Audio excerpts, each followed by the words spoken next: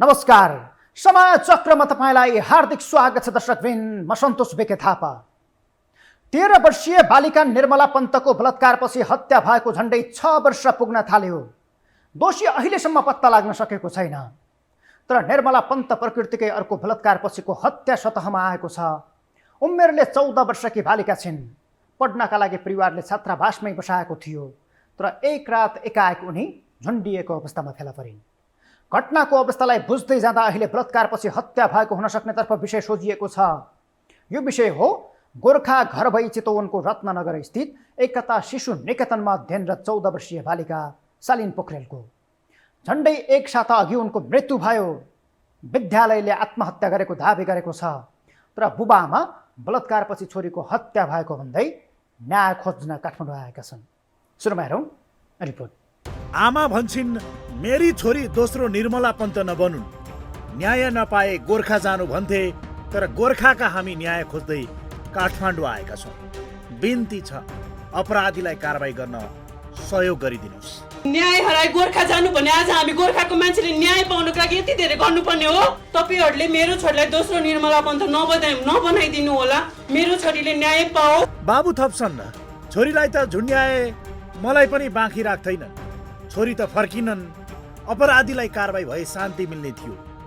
रुँदा रुँदा थाकेर विचलित अवस्थामा मन गाँठो पारी यही बिलौना बोकेर न्यायका लागि दिपेन्द्र पोखरेल दम्पति यति बेला सङ्घीय राजधानी काठमाडौँमा छ। गत फागुन 12 गते चितवनको एकता शिशु निकेतन बोर्डिङ स्कुलको होस्टलमा 14 वर्षीय छोरी शालिन पोखरेलको मृत्यु भएपछि परिवार विक्षिप्त अवस्थामा न्यायको भिख माग्दै राजधानी आइपुगेका हुन्। 14 वर्षीय अबोध बालिकाले छात्रावासमा आत्महत्या गरेको भन्दै स्कुलले दाबी गरेपछि मृतक शालिनका बुबा आमा न्यायको लडाईँमा छन्।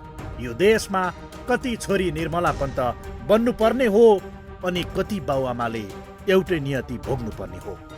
पोखरेल परिवारले आफ्नी छोरीको बलात्कारपछि हत्या भएको दाबी गरेका छन्। घटनाको दृश्य हेर्दा बालिकाले आत्महत्या गरेको सहजै मान्न सक्ने अवस्था छैन।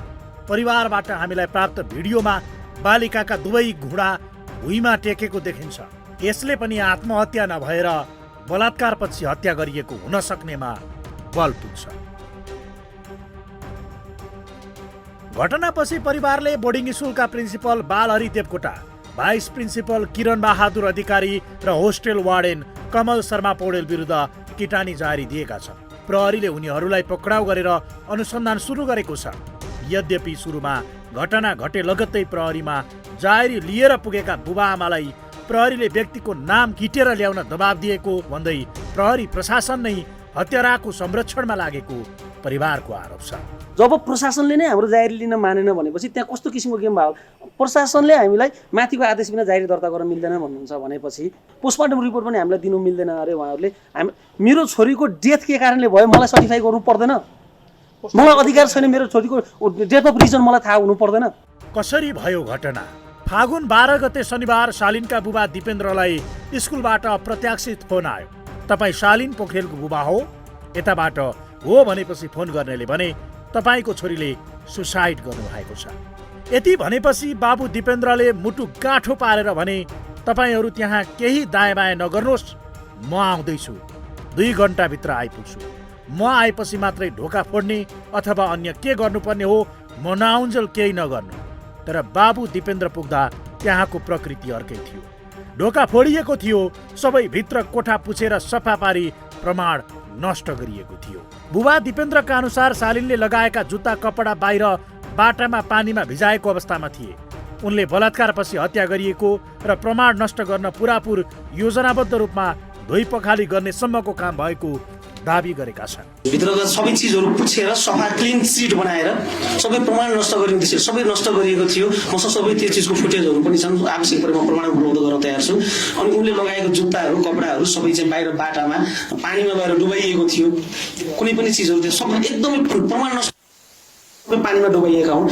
परिवारका अनुसार शालिनलाई कसैले के बन्छौ भनेर सोद्धा उनले पछिल्लो समय म वार्डेन बन्छु भनेर भन्ने गरेकी थिइन्। उनको यो भनाइले पनि वार्डेन कमल शर्माले अरूमाथि हैकम जमाउने र मानसिक तनाव दिने गरेको र त्यही टर्चरले वार्डेन ठुलो मान्छे शक्तिशाली हुँदो रहेछ भन्ने परेको हुनुपर्छ यसै कारण उनी सम्भवतः वार्डेन बन्छु भन्थिन्। घटना घट्ताको समय होस्टलको जिम्मेवारी लिएका कमलको कोठामा केही औषधिका खोलहरू भेटिएका छन्।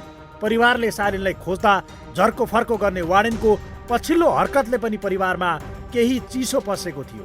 उनीहरू यही फागुनमा कक्षा 8 को परीक्षा दिएपछि शालिनलाई काठमाडौँ सार्ने तर्खरमा थिए। तर अब शालिन सम्झनामा मात्रै रह्यो। दिपेन्द्र दम्पतिको यति बेला मुटु कलेजो फाटेको छ। उनीहरूलाई आकाश खसेर थिचे जस्तो भएको छ। धरती दाजा फाटे जस्तो भएको छ। प्रहरीले घटना छुपाउन खेलेको भूमिका र पहुँचवालाहरूको दबदबाले शालिन पनि दोस्रो निर्मला बन्ने हुन् कि भन्ने कुराले अझै धेरै पोलेको छ। शालिनको हत्या वा आत्महत्या सत्य तथ्य बाहिर ल्याउनुको विकल्प छैन। तर निर्मलाकै जस्तो बाबुलाई थर्काएर पीडकलाई उन्मुक्ति दिने काम कदापि स्वीकार्य हुँदैन। घटना भएको अघिल्लो साँझ प्रिन्सिपल र वार्डेन शालिनको रुममा छिरेको देखिएको समेत आफन्तीको भनाइ छ।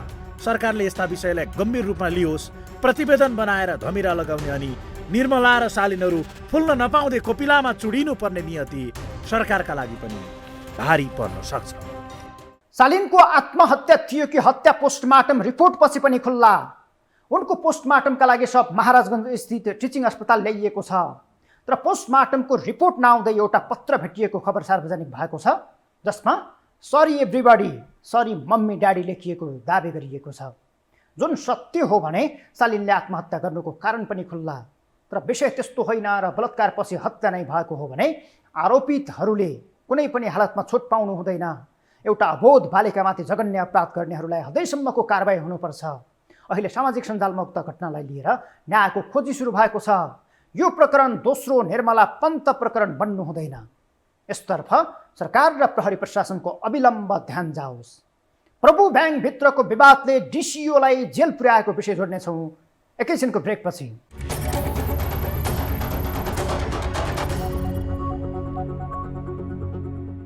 अशोक शेरचन प्रभु ब्याङ्कका सिइओ। 2 कार्यकाल खाएर तर मारेका अशोक शेरचनले तेस्रो कार्यकाल हत्याउन सस्ता प्राप्ति इक्विजिसनको छिद्र प्रयोग गरेको रहस्य यस अघि नै खुलेको थियो। उनले 2 कार्यकालमा आफन्ती पोस्ने गरी मनोमानी रूपमा प्रवाह गरेको ऋण र बदमासीलाई ढाकछोप गर्न प्राप्तिको छिद्र खोजेर तेस्रो पटक सिइओ भनेको आरोप खेपे। किनकि ब्याङ्क तथा वित्तीय संस्था सम्बन्धी ऐन 2073 को दफा 29 को उपदफा 2 मा कार्यकारी प्रमुख सिइओ बढीमा 2 कार्यकाल मात्रै हुन पाउने व्यवस्था छ। तर शेरचन अहिले तेस्रो कार्यकालमा छन्, जसलाई अदालतले समेत मान्यता दिएको छ। यद्यपि अहिले शेरचनकै नेतृत्वमा रहेको नाम चलेको प्रभु ब्याङ्कका 10 कर्मचारी एकैचोटि पक्राउ परेका छन्। गलत नियतका साथ ऋण प्रवाह गरेको आरोपमा उनीहरू पक्राउ परेका हुन्। तर यो पक्राउ अशोक शेरचनकै चाहनामा भएको खुल्न आएको छ। अर्थात् अहिले पक्राउ परेका सबै प्रभुसँग मर्जर भएको सेन्चुरी ब्याङ्कका कर्मचारी हुन्, जो अहिले प्रभुमै कार्यरत छन्। बाँकी के हो यो रिपोर्ट हेरौँ। दोस्ती दुश्मनीमा बदलिएर आफ्नै साथीलाई जेलमा थुनाएको दृश्य सम्भवतः फिल्ममा मात्रै देखिन्थ्यो दर्शकवृन्द। र प्रभु ब्याङ्कका सिइओ अशोक शेरचनले senior deputy CEO Manoj Neupane सहितका 10 जना आफ्नै कर्मचारीलाई थुनाएको विषय सार्वजनिक भएको छ। युद्धको मैदानमा समेत धर्मको ख्याल गरिन्छ। तर हामीले भेट्टाएका तथ्यलाई आधार मान्ने हो भने यिनले अलिकति समेत धर्मको ख्याल नराखी जाल जेल तिग्दम गरेर आफू पानीमाथिको बानो बन्न आफ्नै सहकर्मीलाई फसाएका छन्। अर्थात् आफूले गरेको बदमासी लुकाउन अशोक शेरचनले तत्कालीन सेन्चुरी ब्याङ्कबाट मर्जर हुँदै आएका कर्मचारीलाई जेलको हावा खान बाध्य पारेका छन्, जसका केही दाबी सहित तथ्य देखाउँदैछन्। प्रभु ब्याङ्कका सिइओ अशोक शेरचनले आफ्नै आफन्तीको नाममा धमाधम ऋण प्रवाह गरेपछि सेन्चुरीबाट आएको समूहले आपत्ति जनाएको थियो। फलत शेरचन र सेन्चुरी समूह बीच प्रभु ब्याङ्कभित्र विवाद चुलियो। अब यहाँनिर शेरचनले आफ्नो सेफ ल्यान्डिङ खोजे। किनकि विवाद बढ्दै जाँदा मन परी ऋण प्रवाह गरेको विषयमा अनुसन्धान हुने र आफू जेल पर्ने सम्मको जोखिम थियो। तर शेरचनले दिमागमा खुरापाती आइडिया निकाले, जुन थियो सेन्चुरी ब्याङ्कबाट आएको समूहका सबैलाई प्रभुबाट पाखा लगाउने, जसका लागि सरकारमै भएका व्यक्तिहरूलाई प्रभावमा पारी अशोक शेरचनले सिनियर डिसिओ मनोज न्युपाने सहितका 10 कर्मचारीलाई पक्राउ गर्न लगाए। जुन कुरा लामो समय प्रभु ब्याङ्कमाथि अनुसन्धान गरेका र अदालतमा बहस समेत गरेका अधिवक्ता मधु चौलागाई पनि दाबीका साथ बताउँछन्। प्रभु ब्याङ्ककै कारणले गर्दाखेरि उहाँहरू पक्राउ पर्नु भएको हो भन्ने कुरा म दावा साथ किन भन्छु भने नि, प्रभु ब्याङ्कले जुन आफन्तहरूलाई लगानी गरेको ऋणको विषय मिडियाले बाहिर ल्याए पछाडि त्यो विषयमा उहाँहरूको बिचमा चाहिँ विवाद भएको छ भन्ने कुरा हामीले पनि जानकारी पाएका छौँ। मुद्दाकै रुवामा त्यो जानकारी हामीलाई आएको थियो र त्यही ऋणको विषयको विवादको कारणले गर्दाखेरि आज उहाँहरूलाई पक्राउ गरेर त्यसबाट आफू बच्नको लागि यो खेल भएको हो भन्ने कुरालाई भन्न मैले हिचकिचाउनु पर्ने अवस्था छैन। यसमा को प्रभु ब्याङ्कका को संलग्न छन् त? अब यसो हो, यसमा चाहिँ तपाईँको अब मैले सिधै भन्नुपर्छ होइन, उहाँ अहिले एमालेको नेता पनि हुनुभएको छ समानुपातिक कोटामा। देवी भट्टचन लगायतको अहिलेको सिइओको पनि यसमा प्रत्यक्ष हात छ। अहिले पक्राउ परेका 10 जना तत्कालीन सेन्चुरी ब्याङ्कबाट आएका कर्मचारी मात्रै हुन्। एकजना पनि प्रभुका रैथाने कर्मचारी पक्राउ परेका छैनन्। तर यो विवाद अहिलेको मात्रै होइन, प्रभु र सेन्चुरी समूहको विवाद MOU गर्दा नै सुरु भएको थियो। किनकि प्रभु ब्याङ्कबाट यो समूहलाई निकालेर एक छत्र हैकम जमाउने शेरचनको चाहना सेन्चुरी समूहले राम्रैसँग बुझेको थियो। झन् ऋण अपचलनको विषय आएपछि सेन्चुरी समूहले शेरचनको विरोध गरिरहेको थियो। किनकि आफ्नै ससुरा देवी भट्टचन जो एमालेको समानुपातिक सांसद समेत हुन्, उनले सञ्चालन गरेको जानकी मेडिकल कलेजमा शेरचनले अस्वाभाविक ऋण अपचलन गरी लगानी गरेका छन्। झन्डै 6 करोड रुपैयाँ ससुराको मेडिकल कलेजमा लगानी गरेको विषयमा मुद्दा दायर भएपछि सेन्चुरी तर्फका सञ्चालकहरूले तर्को विरोध गरे। अब शेरचनलाई आफू जोगिएर अरूलाई फसाउनु पर्ने बाध्यकारी अवस्था आइपरेको थियो। त्यसका लागि प्रथमतः उनलाई CIBले अनुसन्धान अघि बढाएको फाइल रोक्नु थियो। किनकि तत्कालीन CIBको प्रमुख रहेका उत्तमराज सुवेदीले ऋण प्रवाह सम्बन्धीको फाइल उपलब्ध गराउन पत्र पठाएका थिए। यो पत्र हेर्नुहोस्। चलानी नम्बर 577 को पत्रमा CIBले जानकी मेडिकल कलेज सहितका अन्य ठाउँमा गरिएका लगानी ब्याङ्किङ कसुर अन्तर्गत भएको उल्लेख गरेको थियो, जसले शेरचनलाई झन् झस्काएको थियो। त्यसपछि शेरचनले अर्को चाल चले। उनले तत्कालीन प्रहरी प्रमुख धीरज प्रताप सिंहलाई भेटे। भित्र कुरा के भयो खुलेको छैन, तर बाहिरी आवरणमा शेरचनले 25 लाखको चेक कल्याणकारी कोषलाई भन्दै IG धीरज प्रताप सिंहको हातमा थमाइदिए। यसलाई पनि शङ्कास्पद तरिकाले हेरिएको छ।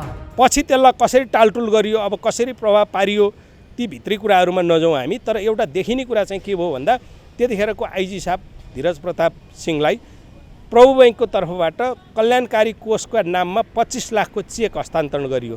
के त्यो चेक धीरज प्रतापले बुझ्नुपर्ने अवस्था थियो त? यदि त्यहाँ चलखेल भएको थिएन भने त्यस पछाडि यसको खोजी अन्तरी चाहिँ बन्द भयो। प्रभु ब्याङ्कले जुन ब्याङ्किङ कसुर हुने गरेर ऋण लगानी गरेका थियो, त्यो ऋण लगानीको विषयका चाहिँ सम्पूर्ण फाइलहरू बन्द गरियो र आजका मितिमा ती फाइल पनि खोलिएको अवस्था छैन। पहिलो पत्र होइन, फेरि त्यो दोस्रो पत्र हो। त्योभन्दा अगाडि पनि जानकी मेडिकल कलेज लगायतका फारमहरूको विषयमा, ती फर्महरूले लिएका ऋणहरूको विषयमा त्यहाँ पत्राचार भएको छ। त्यो सिधै आफ्नो घर परिवारका मान्छेहरू, नाताका मान्छेलाई ऋण लगानी भएको अवस्था छ। अहिले शेरचन विरुद्धको त्यो फाइल लगभग बन्द अवस्थामा छ। अहिले पनि CIBले खोलेको छैन। तर अहिले पक्राउ परेका मनोज न्युपाने र तुलसीराम गौतमले तत्कालीन सेन्चुरी ब्याङ्कको CEO हुँदा नै कमसल धितोमा अधिक ऋण प्रवाह गरेको विषयमा अशोक शेरचन जानकार थिए। किनकि मनोज र तुलसीरामले देउराली सहकारीका सञ्चालक रविन्द्र चौलागाईलाई 1 अर्ब 14 करोडको धितो मूल्याङ्कन गरी 2 अर्ब 11 करोड ऋण दिएका छन्। जबकि राष्ट्र ब्याङ्कको नियम अनुसार कर्जा प्रवाह गरेको भए 45 करोड हाराहारी मात्रै दिन मिल्थ्यो। ऋण लिएको 1 पैसा पनि देउराली सहकारीले लगानी गरेको छैन। 2 वर्षदेखि बचतकर्ताको रकम फिर्ता गरेको छैन।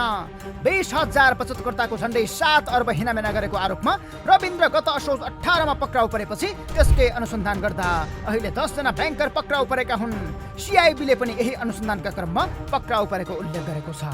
एकजना व्यक्तिले चाहिँ एउटा ब्याङ्कलाई प्रभावमा पारेर अरबौँ चाहिँ पैसा चाहिँ लोन प्रवाह गर्न सफल भएको छ। त्यसैको लागि अनुसन्धानको सिलसिलामा त्यससँग संलग्न ब्याङ्कका कर्मचारीहरूलाई हामीले पक्राउ गरेर अनुसन्धान अगाडि बढाएको मात्रै। तर शेरचनले प्रधानमन्त्री गृहमन्त्रीलाई प्रभाव पारी यो मुद्दालाई हतियार बनाएर उनीहरूलाई पक्राउ गर्न लगाएको आरोप सार्वजनिक भएको छ। म त CIBलाई मात्रै प्रभाव पारेर यो काम भयो भनेर त म भन्दिनँ। हेर्नुहोस् होइन, अब यसभित्र को पात्रहरूलाई प्रभाव पारियो हामीले प्रत्यक्ष रूपमा देख्न सक्ने कुरा पनि भएन। सरकारको प्रत्यक्ष निर्देशन नभइकन या गृहमन्त्रीको प्रत्यक्ष निर्देशन नभइकन एकलौटी रूपमा एउटा ब्याङ्क जो अकयर भएर आएको ब्याङ्क हो, प्राप्ति भएर आएको ब्याङ्क हो, त्यसका सञ्चालकहरू पक्राउ पर्ने, त्यही भित्र अर्को ब्याङ्कभित्र भएका जुन ब्याङ्किङ कसुरसँग सम्बन्धित विषयहरू छन् त्यो विषय चाहिँ ओझेलमा पर्ने विषय जुन छ, त्यो विषय ब्याङ्कको कर्मचारीहरू, ब्याङ्कका CEOहरू र ती ब्याङ्कका पूर्व सञ्चालकहरूकै कारणले मात्रै भयो भनेर विश्वास गर्न सकिन्न। किन कसै न कसैको संरक्षण छ। त्यो संरक्षण भएको कारणले गर्दाखेरि उहाँहरूले चाहिँ यो एकपक्षीय रूपमा उहाँहरूलाई पक्राउ गराएको भनेर भन्नलाई अप्ठ्यारो हुँदैन। तत्कालीन राष्ट्र ब्याङ्क हुँदै यो मुद्दा कसरी राष्ट्र ब्याङ्कको सुपरिवेक्षणमा पर्न सकेन, यो पनि प्रश्न छ। किनकि यसले अन्ततः राष्ट्र ब्याङ्कको क्षमतामाथि प्रश्न उठाएको छ। त्यसपछि प्रभुसँग मर्जर हुँदा अडिटमा यो मुद्दा किन उठेन? तर जानकारहरू यो विषयमा राष्ट्र ब्याङ्कका निर्देशकदेखि उपल्लो तहकै व्यक्तिको मिलेमतो रहेको दाबी गर्छन्। गलत नियतले ऋण प्रवाह गरेका कारण प्रभु ब्याङ्कले सर्वसाधारणको अर्बौं रकमलाई जोखिममा पारेको छ। एकै लटमा 10 जना समातिएपछि यो ब्याङ्कमा निक्षेप जम्मा गर्ने निक्षेपकर्ताहरू अत्तालिएका छन्। यदि निक्षेपकर्ताले यही त्रासमा जम्मा गरेको पैसा प्रभु ब्याङ्कबाट निकाल्न थाल्ने हो भने 2 दिनमै ब्याङ्कको अवस्था नाजुक बन्ने देखिन्छ। यसै पनि गत वर्षभन्दा यो वर्ष यो ब्याङ्कको खराब कर्जा हत्तै बढेको छ। अघिल्लो आर्थिक वर्षमा 1.98% रहेको खराब कर्जा अहिले बढेर 4.90% मा पुगेको छ।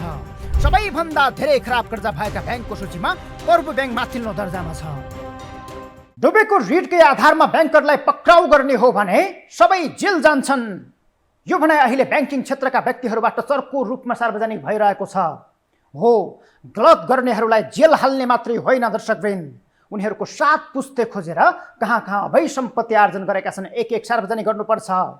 तपाईँ हामी जस्ता सामान्य नागरिक ब्याङ्कमा ऋण लिन जाँदा कतिसम्मको झन्झट बेहोर्नुपर्छ, कति पुस्ते विवरण बुझाउनु पर्छ। 2 महिना किस्ता तिर्न ढिलो हुँदा भएको सम्पत्ति नै लिलाम भइसक्छ।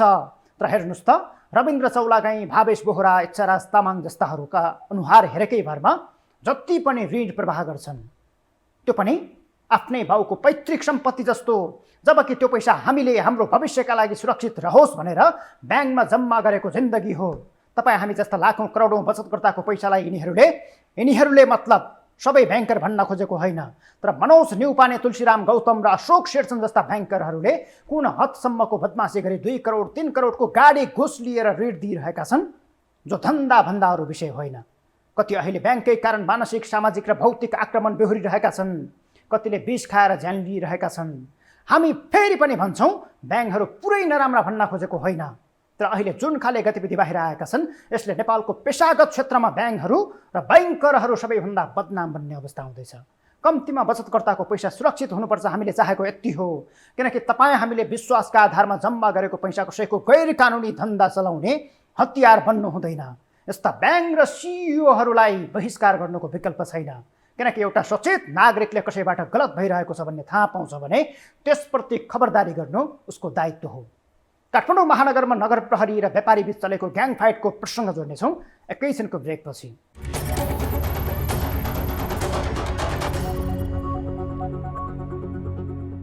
काठमाडौँ महानगरका नगर प्रहरी र व्यापारी बीच फेरि एकपटक विवाद उत्कर्षमा पुगेको छ। यसपटकको विवाद सामान्य होइन, विवाद बढेर ग्याङ फाइटमा परिणत भएको छ, जसमा 6 जना फुटपाथ व्यापारी र 5 जना नगर प्रहरी घाइते भएका छन्। तर जुन हिसाबले नगर प्रहरीले उनीहरूमाथि बल प्रयोग गरेको छ त्यसमाथि अहिले चौतर्फी आलोचना भइरहेको छ। व्यापारीहरूमाथि बर्बरतापूर्वक कुटपिटमै उत्रिएको विषयमा महानगरको विरोध भइरहेको हो। यति हुँदा पनि बालेन साहब नबोल्नु र सरकारले समेत उचित कारबाहीका लागि एक्सन नलिएपछि आक्रोश झन्चुलिएको छ। बाँकी हेरौँ रिपोर्टमा। बालेनको सहर काठमाडौँमा हुनुहुन्छ अनि महानगरका प्रहरीले थाहा पाउने गरी लामो श्वास फेर्दै हुनुहुन्छ। रोक्नुहोस्, तपाईँले यसरी थाहा पाउने गरी लामो सास फेर्न पनि काठमाडौँ महानगरका सिङ्गम प्रहरी प्रमुख राजुनाथ पाण्डेसँग पास लिनुपर्ने हुन सक्छ, किनकि यो सहर बालेनको हो र यहाँ बालेन शासनमा राजु पाण्डेको राज चल्छ। राणा शासन र शाही शासन त के थियो र दर्शकवृन्द? अहिले बालेन शासनमा राणा होइन राजु शासन चलिरहेको छ। नपत्याए बुधबार साँझ सुन्धारा क्षेत्रमा भएको यो घटना हेर्नुहोस्।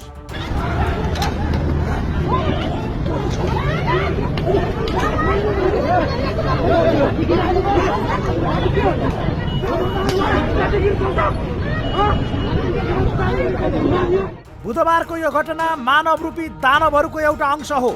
नीति नियम नमान्नेलाई कानुनी दायरामा ल्याउने प्रशस्त आधारहरू छन्, तर कुनै एउटा विद्रोही समूहलाई लक्षित गरी आक्रमण गरेको शैलीमा बर्बरतापूर्वक फुटपाथका व्यापारीमाथि कपालको चुल्ठो, आँखाका नानी र शरीरका भाग खाली नहुने गरी निर्घात कुटपिट गरेर भाटा बाँच्ने यी नगर प्रहरी उनकी युद्धका लडाकु। यो विषयमा गम्भीर समीक्षा सहित दोषी उप कारबाही हुनुपर्छ। बालेनको दम्भ र राजुनाथको सनकले सीमा नागेको हो भने दुर्घटनाको प्रस्थान बिन्दु यही बन्न सक्छ। बाघ दरबारमा बसेर सिंह दरबारमा आगो लगाउने बालेनको उर्दी र सडकमा 2 छाकका लागि सङ्घर्ष गरेकाहरूमाथि लाठी बुट बजारेर बहादुर करार गर्ने राजुनाथ पाण्डेका विषयमा दुई शब्द खर्चिने ल्याकत यो सरकारले राखेको छैन। बालेन रिसाए राजनीतिमा प्रलय हुने ठानेका नालायकहरूले वात्तै लोकप्रियता घट्ने डरले पनि मुख खोलेका छैनन्। फलत राजु पाण्डे जस्ता हिटलर शासकहरूको लाठी र बुटले नागरिकका टाउको फुटिरहेका छन् अनि सबै रमिते भएर बाग दरबारतिर मुख ताकिरहेका छन्। महानगरको मेयरको दम्भ बढेको छ, किनभने के श्रमजीवी श्रमिकहरू के तल्लो काम गर्नेले यो देशमा बस्न नपाउने, महानगर व्यवस्थित गर्न नपाउने, एउटा सिंहको महानगरमा विकासको भाँच नपाउने, तर कहिले फुटपाथको व्यापारीलाई त्रसित गर्ने, टाउको फुटाउने, कहिले कबारीहरूलाई हटाउने। अरूलाई अनुशासनको पाठ सिकाउने बालेन्द्र शाहले समेत आफ्ना प्रहरी प्रमुख राजुनाथ पाण्डेलाई एक वचन सोधेका छैनन् घटना के हो भनेर। फलत मेयरको ढाडसमै राजुनाथले सडकमा सर्वसाधारणमाथि जङ्गी शासन भन्दै बुट बजारिरहेका छन्। मुलुकको शान्ति सुरक्षाको बागडोर सम्हालेका गृहमन्त्री नारायण काजी श्रेष्ठ पनि बालेन सामु गरुडको अघि सर्प परे जस्तै हो। बालेन रिसाए लोकप्रियता घट्ने बुझेका उनी फकाउन घरमै बोलाएर भात खुवाउँछन्, तर गलत भयो भने पनि प्रश्न उठाउने हैसियत राख्दैनन्। त्यसको परिणाम अहिले जे गरे पनि हुन्छ भन्नेमा परेका महानगर प्रहरीले सीमा नागेर नागरिकमाथि दमन गरिरहेका छन्। फुटपाथका व्यापारीमाथि नगर प्रहरीको ज्यादती यो नै पहिलो होइन। मकै पोल्नेका ठेलादेखि फलफुल बेच्नेका साइकल उठाउन बानी परेका यिनीहरू अहिले नागरिक कुटेर तर्साउन उद्धत छन्। बुधबार नगर प्रहरीले बल प्रयोग गरेर कुटपिट गर्दा 6 जना व्यापारी घाइते भएका छन्। नगर प्रहरीको कुटाइबाट सडक व्यापारी बद्री देवकोटा, नानी मैया बस्नेत, राधिका मैनाली र राधागिरी सहित 6 जना घाइते भएका हुन्। यता नगर प्रहरीले भने महिलालाई अगाडि सारेर आफूहरूमाथि रड र ढुङ्गा प्रहार भएपछि प्रतिरक्षा गर्दा घटना घटेको दाबी गरेको छ। नगर प्रहरी तर्फ पनि 5 जना घाइते भएका छन्। उनीहरू त हाम्रो प्रहरीलाई चाहिँ आक्रमण गर्ने हिसाबले नै बसेको देखियो। उहाँहरू छड लिएको अवस्था, छडले हिर्काएको अवस्था र अगाडिपट्टि महिलाहरूलाई अगाडि राख्ने र पछाडिबाट ढुङ्गा हान्ने र हाम्रो प्रहरीको टाउको चाहिँ मा चोट लागेको छ। सडक पेटी खाली गरेर मानिस आवत जावतका लागि सहज बनाइने कुरा महानगरको सराहनीय कार्य हो, किनकि यही सडकका लागि करोडपतिहरू रोडपति भएर योगदान दिएका छन्। यहाँ कसैले सडक हडपेर मेरो व्यवसाय भन्दै रोइलो गर्दैमा छोड्नुपर्छ भन्ने किमार्थ होइन। सडक पेटी हिँड्नकै लागि हो। जुन जे प्रयोजनका लागि आवश्यक हो त्यसको प्रयोग हुनुपर्छ, तर सडक पेटी खाली गर्ने बहानामा मानवीयता बिर्सिएर यो खालको अत्याचार पनि पचाउन सकिने विषय होइन। महानगर प्रहरी ऐन 2080 अनुसार नगर प्रहरीले कुनै पनि मानिसलाई नियन्त्रणमा लिन पाउँदैन। उनीहरूलाई त्यस्तो अधिकार नै छैन। नियन्त्रणमा लिनु परेको अवस्थामा पनि नेपाल प्रहरीलाई बुझाउन महानगर आफै जानुपर्छ। बुधबारको घटनामा भने काठमाडौँका नगर प्रहरीले सडक व्यापारीलाई आधा घण्टासम्म नियन्त्रणमा लिएर टेकु कार्यालयमा राखेका थिए। हिजो आज काठमाडौँको नगर प्रहरीमा मान्छे पक्राउ गर्ने भूत सवार भएको छ। ऐन कानुनकै विरुद्ध गएर यसअघि पनि उसले पटक पटक आम सर्वसाधारणलाई नियन्त्रणमा लिएको छ। यति मात्र होइन, महानगर प्रहरी ऐन 2080 मा नगर प्रहरीले कुनै किसिमको हतियार बोक्न पाउने व्यवस्था छैन। उक्त ऐनको परिच्छेद 10 मा पोसाक सम्बन्धी व्यवस्था छ। त्यसमा महानगर प्रहरीको पोसाक विवरण प्रमुख प्रशासकीय अधिकृतले तोक्न पाउने उल्लेख छ। नगर प्रहरीले लाठी वा छडी बोक्न पाउँछन् कि पाउँदैनन् भन्ने बारे केही उल्लेख छैन, तर महानगर प्रहरी आफ्नो हात जगन्नाथ गर्दै सडकमा बलशाली भएर सर्वसाधारणको शरीरमा भाटा भाँचिरहेको छ। यो अक्षम्य अपराध हो। फुटपाथ व्यापारी र महानगर बीचको द्वन्द्व बालेन शाह काठमाडौँ महानगरको मेयरमा निर्वाचित भए लगत्तै सुरु भएको हो, जसको उचित समाधान अझै भएको छैन। तर महानगरले खेद्ने र व्यापारीहरू प्रतिवादमा उत्रिने गर्दा गर्दै अहिले काटमारको अवस्था आएको छ। यो दुवै पक्षका लागि हानिकारक छ, तर विकल्प वा वार्ता मार्फत समस्या समाधान गर्नुको सट्टा नगर प्रहरी अलि बढी नै ज्यादतीमा उत्रिने गरेको छ। कतिपय कुरा कानुनी त कतिपय व्यावहारिक हुन्छन्, तर मानवीयता नै भुलेर भाटा भाँच्नतर्फ लाग्ने हो भने समस्या कहिल्यै समाधान हुने छैन। हौस् त, समय चक्र आजलाई यति नै। बिदा हुन्छौँ। नमस्कार।